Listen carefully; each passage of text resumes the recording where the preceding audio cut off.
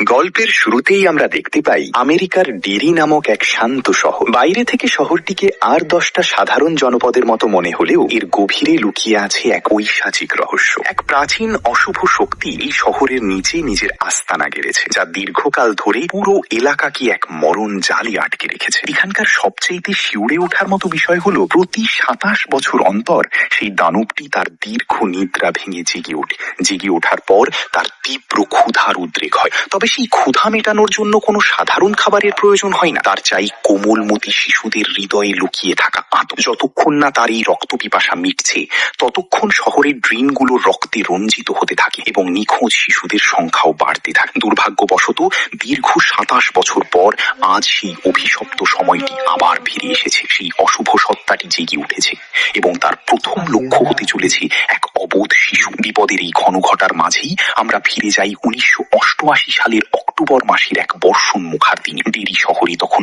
অবিরাম বৃষ্টি পড়ছে, যার কোনো বিরাম নেই। এমন পরিস্থিতিতে আমরা একটি শয়ন কক্ষের দৃশ্য দেখতে পাই। সেখানে রাকিব নামের এক কিশোর অসুস্থ শরীরে বিছানায় শুয়ে আছে। সে তার ছোট ভাই জয়ের আবদার মেটাতে কাগজ দিয়ে একটি খেলনা নৌকা তৈরি করছে। ভাইয়ের প্রতি ভালোবাসার টানে নৌকাটি যেন জলরোধী হয়, সেজন্য সে তার গায়ে মোমের প্রলেপ লাগিয়ে দিচ্ছে। নৌকাটি হাতে পেয়ে জয় দারুণ উচ্ছ্বসিত হয় এবং দাদাকে জাপটি ধরে ভালোবাসা জানায়। এরপর সে রেইনকোট গায়ে চাপিয়ে এই দুর্যোগপূর্ণ আবহাওয়ার মধ্যেই খেলার উদ্দেশ্যে ঘর থেকে বেরিয়ে পড়ে। রাকিব তাকে সতর্ক থাকার পরামর্শ দিলেও তারা কেউ জানতো না যে এটিই তাদের শেষ কথাবার্তা। বাইরে এসে জয় রাস্তার ধার দিয়ে বয়ে যাওয়া নর্দমার স্রোতে তার প্রিয় নৌকাটি ভাসিয়ে দেয়। প্রচন্ড স্রোতে নৌকাটি দ্রুত ছুটতে থাকে এবং জয়ও তার পিছু পিছু দৌড়াতে শুরু করে। খুশিতে আত্মহারা জয়ের দৌড় থামে একটি ব্যারিকেডের সাথে ধাক্কা সামলে ওঠার আগেই সে দেখতে পায় তার নৌকাটি ভেসে গিয়ে রাস্তার ধারের এক অন্ধকার ড্রেনের ভেতর হারিয়ে গেছে। আতঙ্কিত জয় ড্রেনের গর্তের কাছে হাঁটু গেড়ে নিচু হয়ে ভেতরে দেখার চেষ্টা করে। চারপাশ ছিল ঘুটঘুটে অন্ধকার। হঠাৎ সেই অন্ধকারের ভেতর থেকে দুটি হলুদ চোখ জ্বলে ওঠে। ভয় পেয়ে জয় কিছুটা পিছিয়ে আসতেই আলোর ছটায় একটি অবয়ব স্পষ্ট হয়। ধবধবে সাদা রঙের মুখ, মাথায় লাল চুল এবং মুখে এক গা শিউরে ওঠা হাসি মাখা এক জোকার। সেই জোকারটি অত্যন্ত বিনয়ী কণ্ঠে জয়কে প্রশ্ন করে, তুমি কি এই নৌকাটা ফেরত পেতে চাও? জয় কিছুটা দ্বিধা নিয়ে উত্তর দেয়, অপরিচিত কারো সাথে কথা বলতে আমার মানা আছে। তখনই জোকারটি নিজেকে পরিচিত করে তোলার কৌশল হিসেবে বলে, আমি হলাম নাচনেওয়ালা জোকার পেনিভাইজ। এখন তো আমাদের পরিচয় হয়ে গেল, তাই না? তার কথার জাদুতে এক অদ্ভুত সম্মোহন ছিল। সে জয়কে আকৃষ্ট করতে পপকর্ন, চকলেট আর সার্কাসের মজার গল্প শোনায়। নিষ্পাপ জয়ের মনে হয় এটি হয়তো কোনো সাধারণ জোকার যে দুর্ভাগ্যক্রমে ড্রেনে আটকা পড়েছে। থেকে বিপদের কোনো ভয় নেই।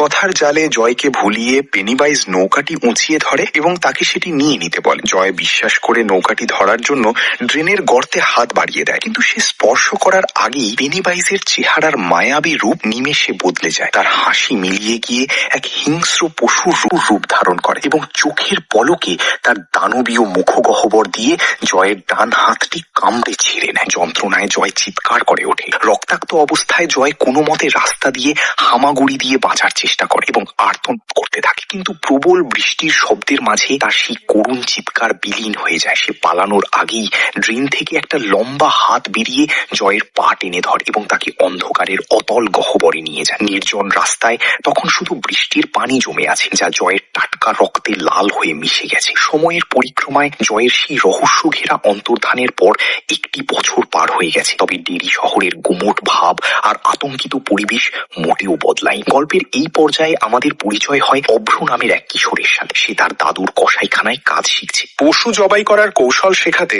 দাদু তার হাতে একটি বোল্ট গান তুলে দেন এবং একটি ভেড়াকে মারার নির্দেশ দেন, কিন্তু অভ্রর কোমল মন এই নিষ্ঠুরতা মেনে নিতে পারে না। শত চেষ্টা করেও সে ট্রিগার চাপতে ব্যর্থ হয়। দাদু তাকে কড়া স্বরে শাসন করে বলেন, তোমাকে কঠোর হতে হবে অভ্র, নয়তো এই নিষ্ঠুর পৃথিবী তোমাকে টিকে থাকতে দেবে না। অভ্রর কাছেও রক্তারক্তি ভীষণ অপছন্দের ছিল, যদিও সে তখনও কল্পনা করতে পারেনি যে এই যন্ত্রটি একদিন তার জীবন রক্ষার প্রধান হাতিয়ার হয়ে দাঁড়াবে। এদিকে ডেইরি হাই স্কুলে গ্রীষ্মকালীন ছুটির ঘোষণা হয়েছে। স্কুলের গেট দিয়ে 4 বন্ধুকে বেরিয়ে আসতে দেখা যায়, রাকিব, রিফাত, দীপ্ত এবং সানি। এই দলটি পরবর্তী সময়ে লুজার্স ক্লাব হিসেবে পরিচিতি পাবে। ছুটির আমেজে অন্য সব শিক্ষার্থী আনন্দিত থাকলেও গেটের বাইরে বাইরের পরিস্থিতি ছিল বেশ বিষাদময়। সেখানে দায়িত্বরত পুলিশের সামনে এক মা তার হারিয়ে যাওয়া মেয়ের সন্ধানে কান্নাকাটি করছিলেন। বন্ধুদের বুঝতে বাকি থাকে না যে শহরের সেই অদৃষ্ট আততাই আবারও সক্রিয় হয়ে উঠেছে। ঠিক এই সময় আবির নামের এক নবাগত কিশোরের আবির্ভাব ঘটে, যে শারীরিক গড়নে কিছুটা স্থূলকায় ছিল। নতুন আসার কারণে স্কুলে তার কোনো বন্ধু গড়ে ওঠেনি। সেখানেই তার সাথে অর্পিতার সাক্ষাৎ হয়। অর্পিতা স্কুলের অত্যন্ত রূপবতী এক কিশোরী হলেও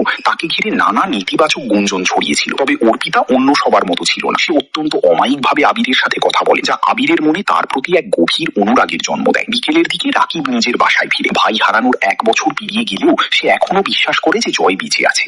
সে গ্যারেজে গিয়ে তার বাবাকে শহরের ভূগর্ভস্থ নর্দমার মানচিত্র দেখিয়ে বলে, বাবা, যেখানে জয়ের পোশাক পাওয়া গিয়েছিল সেখান থেকে স্রোতে ভেসে সে হয়তো। শহরের প্রান্তিক ছেলের এই অবান্তর যুক্তি শুনে তার বাবা প্রচন্ড ক্ষিপ্ত হয়ে ওঠেন। তিনি রাকিবকে কড়া ভাষায় ধমক দিয়ে বলেন, রাকিব, কল্পনা বন্ধ করে বাস্তবটা গ্রহণ কর। জয় আর নেই, সে চিরদিনের জন্য হারিয়ে গেছে। বাবার কথা শুনে রাকিব কান্নায় ভেঙে পড়ে, কিন্তু তার জেদ প্রশমিত হয়। সে মনে মনে সংকল্প করে যে বন্ধুদের সাহায্য নিয়ে সে নিজেই সেই ড্রেনেজ পয়েন্টে যাবে এবং আসল রহস্যের সমাধান করবে। কাহিনীর পরবর্তী অংশে আমরা অভ্রকে দেখতে পাই যে সাইকেলে করে মাংসের প্যাকেট পৌঁছে দিতে একটি দোকানের সামনে এসেছে। দোকানের পাশের গলিটি ছিল একদম নিচ্ছুম। অভ্র যখন প্যাকেট নামাতে ব্যস্ত, ঠিক তখনই দোকানের বন্ধ দরজার আড়াল থেকে একগুচ্ছ দগ্ধ হাত বেরিয়ে আসতে থাকে। দরজার খাঁজ বেয়ে কালো ধোঁয়া বের হওয়ার সাথে সাথে ভেতর থেকে আত্মচিৎকার শোনা। আসলে এই পৈশাচিক জগৎটি কোনো সাধারণ সত্তা না। সে শিশুদের মনের গহীনে লুকিয়ে থাকা গোপন ভয়গুলো পড়তে পারে। অভ্র শৈশবের সবচাইতে বড় দুঃস্বপ্ন ছিল সেই বিধ্বংসী আগুন, যাতে তার বাবা মা তাকিয়ে থাকে, যা তার রক্তহীন করে দেওয়ার জন্য যথেষ্ট ছিল। অভ্র পরিস্থিতি আঁচ করার আগেই হঠাৎ এক বিকট হর্নের শব্দে চারপাশ কেঁপে ওঠে। শহরের সামনে এসেছিল সম্ভবত এই সেই অশুভ শক্তি। এই জনপদ এখন আর কারোর জন্যই নিরাপদ নয়। গল্পের মোড় এবার সানির দিকে ঘোরে। সানি এক কঠোর ধর্মীয় অনুশাসনের পরিবারে বেড়ে ওঠা কিশোর, যে তার আসন্ন এক ধর্মীয় অনুষ্ঠানের প্রস্তুতি নিচ্ছিল। সে একটি পুরনো বই ফেরত দিতে দপ্তরে প্রবেশ করে। চারপাশ ছিল একদম নিস্তব্ধ, আর সেই ঘরের দেয়ালে টাঙানো ছিল কিছু বিদঘুটে তৈলচিত্র। এর মধ্যে একটি ছবি সানিকে সবচাইতে বেশি আতঙ্কিত করে তোলে। সেটি ছিল বাঁশি হাতে এক অদ্ভুত মহিলার ছবি, যার মুখমণ্ডল ছিল বিকৃত আর চোখের কোঠরগুলো ছিল সম্পূর্ণ শূন্য, যেন সেই সানির অন্তরাত্মাকে সরাসরি পর্যবেক্ষণ করছে। সানি আতঙ্কে সেই ছবির দিক থেকে চোখ সরিয়ে নেয়। দ্রুত বইটা রেখে সে বেরিয়ে যেতে নিলেই পিছনে কিছু একটা আছড়ে পড়ার শব্দ পায়। তার বুকের ধড়ফড়ানি বেড়ে যায়। পিছনে ফিরে সে দেখে ছবিটা মেঝেতে পড়ে আছে। সানি যখন কাঁপা কাঁপা হাতে ফ্রেমটা তুলে ধরে, তখন সে বিস্ময় বিমূঢ় ছিল না। পরক্ষণেই আবার কারো পদধ্বনি শোনা যায়। হঠাৎ করে পুরো ঘরের বাতি নিভে গিয়ে ঘুটঘুটে অন্ধকার নেমে আসে। সানির দম যেন বন্ধ হয়ে আসছিল। সে যখন ধীরে ধীরে পেছনে তাকায়, দেখে সেই বিভৎস মহিলা এখন আর ছবিতে সীমাবদ্ধ নয়, বরং জীবন্ত হয়ে অন্ধকারের মাঝে দাঁড়িয়ে আছে। বিকৃত মুখে ধারালো দাঁতগুলো ঝকঝক করছে। সানি প্রাণ ভয়ে চিৎকার করে সেখান থেকে দ্রুত চম্পট দেয়। সে পরিষ্কার বুঝতে পারে এই শহর তার অতি গোপন ভয়গুলোকে এখন বাস্তবে রূপে।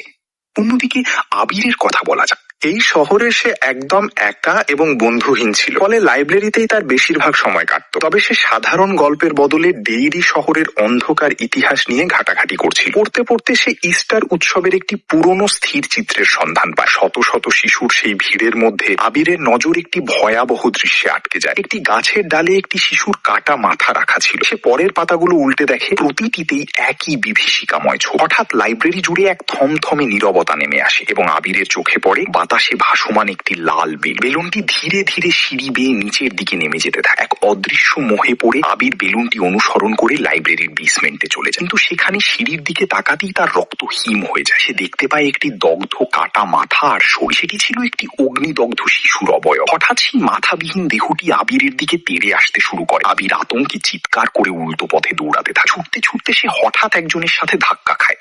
তবে সে কোনো দানব নয়, বরং লাইব্রেরির কর্মচারী ছিল। আবির যখন পিছনে ফিরে দেখে, তখন সেখানে কিছুই ছিল। সে হাঁপাতে হাঁপাতে লাইব্রেরি থেকে বেরিয়ে আসে।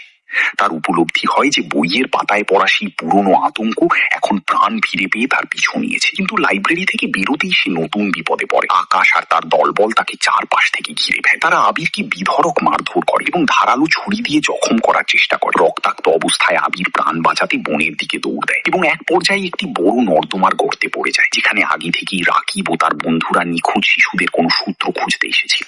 আবিরের মুখ এক অনুসারী নর্দমার মুখে এসে উপস্থিত হয়। অন্ধকারের ভেতর রহস্যময় শব্দ শুনে সে স্প্রে ও লাইটার দিয়ে মশাল বানিয়ে ভেতরে প্রবেশ করে। সেখানে কিছু বিভৎস গলিত সত্তা তাকে তাড়া করলে সে পালানোর চেষ্টা করে, কিন্তু একটি লোহার গ্রিল পড়ে তার পথ বন্ধ হয়ে যায়। ঠিক সেই মুহূর্তে একটি লাল বেলুন ফেটে পেনিওয়াইজ জোকার আবির্ভূত হয় এবং প্রান্তর আর্তনাদ নর্দমার দেওয়ালে মিলিয়ে যায়। শহরের মানুষ এই নিভৃতে ঘটা হত্যাকাণ্ড সম্পর্কে কিছুই জানতে পারে না। এরই মধ্যে বন্ধু মহলের সবচাইতে ভীতু সদস্য দীপ্ত বাড়ির ফেরার পথে সেই ভুতুড়ে অট্টালিকার সামনে পড়ে। সেখানে একটি পচন ধরা হাত তাকে ওষুধ বাড়িয়ে দিলে সে আতঙ্কে দৌড়াতে শুরু করে এবং সামনে অসংখ্য লাল বেলুন হাতে পেনিওয়াইজকে দেখে চিৎকার করতে করতে পালিয়ে যায়। অর্পিতা তার বাথরুমে থাকাকালীন বেসিনের পাইপ থেকে শিশুদের কান্না ও পরে প্রবল রক্তের ফোয়ারা আছড়ে পড়তে দেখে। পুরো বাথরুম রক্তে ভিজে গেলেও তার বাবা সেখানে কিছুই দেখতে পান না, যা থেকে অর্পিতা বোঝে এই শয়তান কেবল শিশুদেরই দৃশ্যমান। পরে বন্ধুদের নিয়ে সে বাথরুম পরিষ্কার করে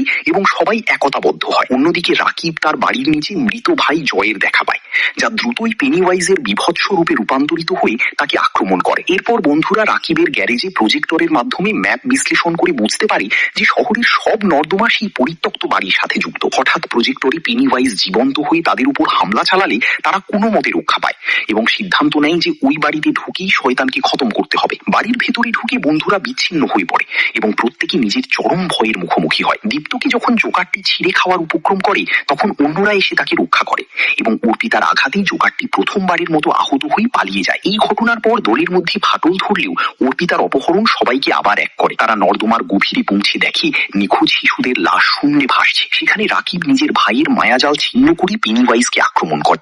বন্ধুরা মিলে সম্মিলিতভাবে আঘাত করলে জোকারটি তার শক্তি হারিয়ে গর্তে অদৃশ্য হয়ে যায়। জয়কে চির বিদায় জানিয়ে তারা আলোর জগতে ফিরে আসে এবং শপথ করে যে 27 বছর পর শয়তানটি আবার ফিরে এলে তারা আবারও একত্রিত হয়ে তাকে নির্মূল করবে। এভাবে ভয়কে জয় করে লুজার্স ক্লাব এক নতুন বীরত্বের ইতিহাস লেখে, আর এরই মধ্য দিয়ে গল্পটির সমাপ্তি ঘটে।